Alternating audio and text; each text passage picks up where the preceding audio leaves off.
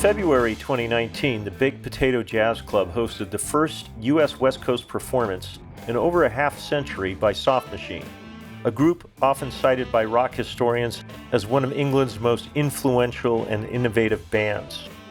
It was there they recorded a new CD just out on Moon June Records, Live at the Baked Potato. On hand was the Voices Electric crew to film interviews with Soft Machine's current members Roy Babbington, John Etheridge, John Marshall, and Theo Travis. Conducting the interview was noted producer and music historian Ken Kubernik. My question is, would Soft Machine exist without Leonardo? No. No. What more do you want to know? Simple question. Well, because we all, everybody was floating about, not really being in much contact. Mm-hmm. Suddenly, Elton rings up and says, there's this guy in New York, and he's, wants to put a kind of version of, of Soft Machine together, and which it turned out consisted of people who'd been in the band but not played together, at the same time. I was the only one who'd played with everybody, I think. Mm-hmm. You do have that kind of emeritus status where you've been the one of the two constants, I guess you might say, between Ratledge and you, the kind of passing the baton and then you carrying it all the way to the end. And so first I was, when I said no, first of all, because I thought, I'm not sure this would work. And anyway, maybe let sleeping dogs lie, And then I put the phone down. And apparently I wasn't the only one who had this, so Leonardo tells me. But put the phone down and I thought, well, if it really works, I miss out. And if it doesn't work, tough. Then I was right. So it's win-win, exactly. John Marshall was referring to Leonardo Pavkovic, the founder and owner of Moon June Records. The current era of Soft Machine began in 2002, an unlikely, if not impossible, fan dream project initiated by Leonardo and Ken Kubernik. Members from different earlier incarnations of the Softs were brought together in a new foursome, including John Marshall, guitar legend Allan Holdsworth, and earlier era members Elton Dean and Hugh Hopper. The result was the album Abracadabra, with the reformed Softs calling themselves Softworks. They began the present era with guitarist John Etheridge replacing Holdsworth in the following version, and called themselves Soft Machine Legacy. Eventually, they reclaimed the Soft Machine name in 2018, over 30 years after the band last recorded and toured under that moniker. Soft Machine was originally formed by 4 musicians local to Canterbury in England. That city's name became synonymous with a whole branch of formative progressive and alternative psychedelic rock, which ventured into segments of jazz-like improvisation. This group predated the likes of King Crimson and Emerson, Lake and Palmer, bands that also brought extended free jazz-like improvisation into their live sets. Soft Machine came into the fore early on when they opened for Jimi Hendrix's 1968 North American tour. Storied member Hugh Hopper, who joined Soft Machine as the bassist for their second album, came to know the band working as the Hendrix Experience tour manager. Both groups at the time shared management by Chess Chandler.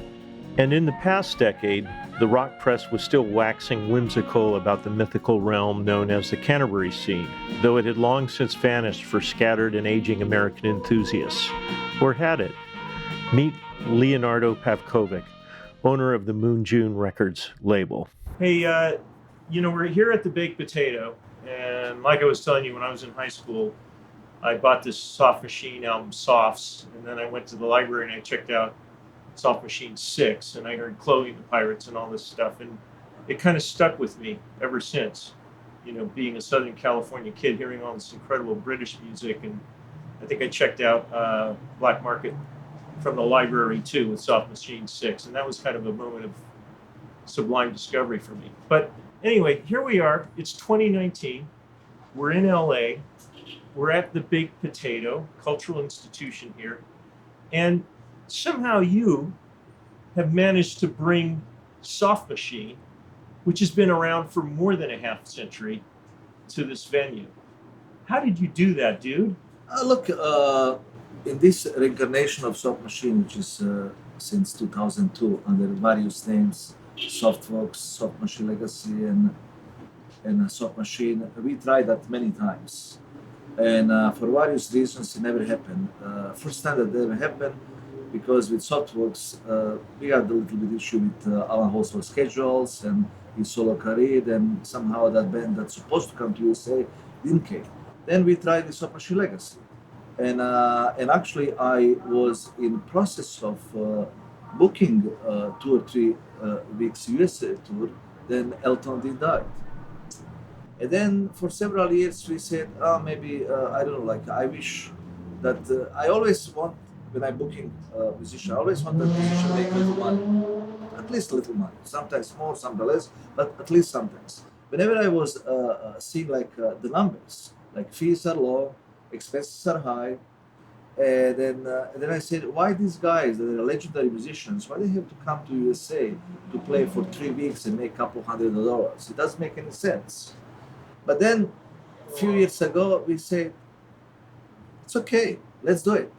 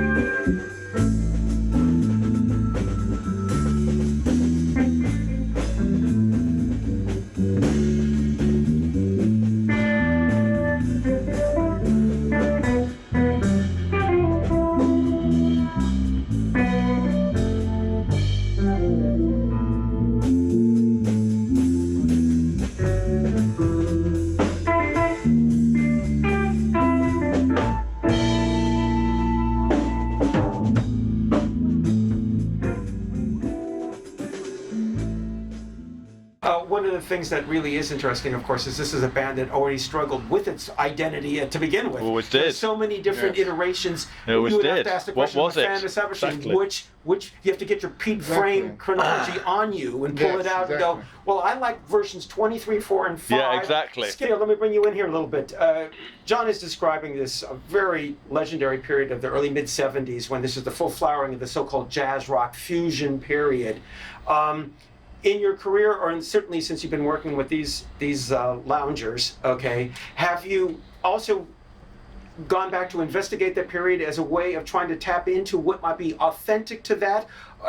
When you listen to that music from that period, what is your takeaway from it for your own ear? I have always listened to music from 67 to 75. That period is kind of my period anyway. Mm-hmm. So even though I wasn't doing things, I wasn't around playing them, I grew up listening to that music. I know a lot of that music, a lot of those bands.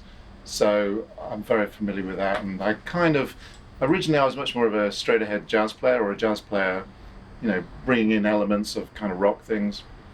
But it kind of made more sense in a way when I joined Soft Machine to do it in that context, because that's where the influences were coming from anyway. But you know, whether it's, you know, Traffic or King Crimson or Vandergraaf Generator, or, you know, all those sort of bands, that's kind of my The kind of musical proggy, world. progressive proggy. The jazzy end of prog, or the the- proggy end of jazz, that's kind of my world. So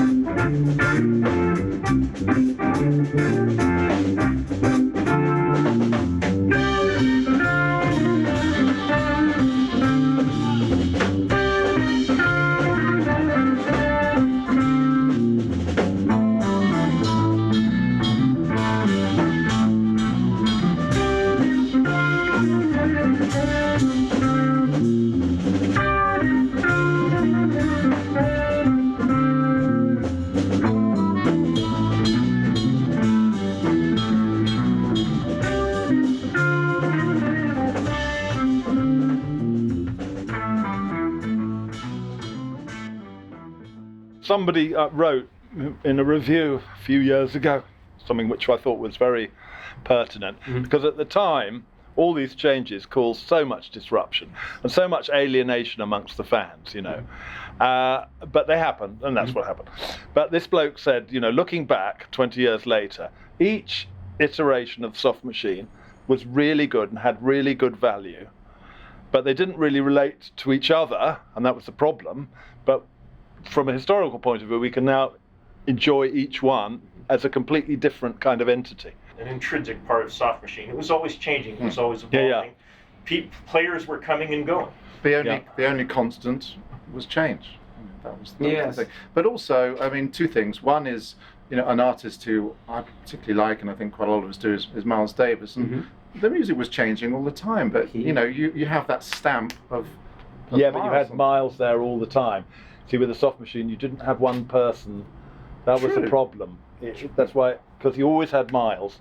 So Miles' trumpet, which is so particular. Yeah. It's like Fripp with Crimson. Yeah, it's always Fripp, exactly. And that's the problem, in a sense, that we had. But I think there's one thing I think that I enjoy, and I hope it comes across, and I think it's very interesting with this band, is that, yes, obviously, you know, well, John and Roy were there from, you know, early days, and obviously they're on Seven, and John from Softs, etc.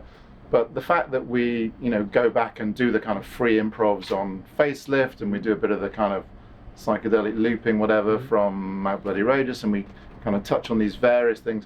I think we kind of try and bring it to, well, we don't try, we just kind of naturally touch on a lot of the different eras, except for the singing. Yeah. And it feels quite comfortable to do it, but it obviously joins up eras which had been very separate.